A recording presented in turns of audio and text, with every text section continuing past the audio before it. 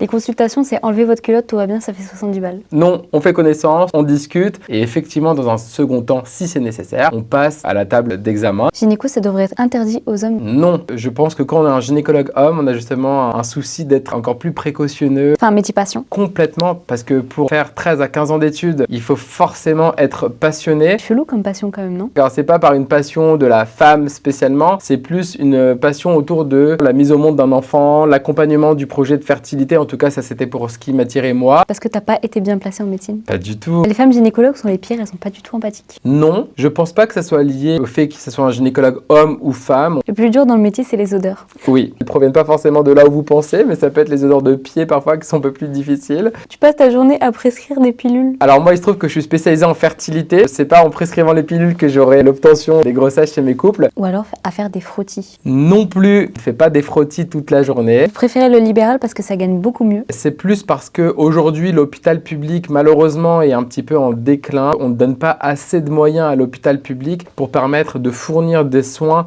de qualité à nos patientes. Mais par contre, en libéral, tu donnes la moitié à l'URSSAF. C'est pas loin de la moitié. Combien tu gagnes net par mois? Ça va vraiment dépendre du chiffre d'affaires qu'on réalise. Ça va être autour de 250 à 300 000 euros par an. Donc, ce qui fait à peu près un chiffre d'affaires 20 000 euros par mois, à partir desquels, effectivement, on va déduire toutes les charges pour une rémunération nette qui peut être autour de 10 000 à 15 000 euros.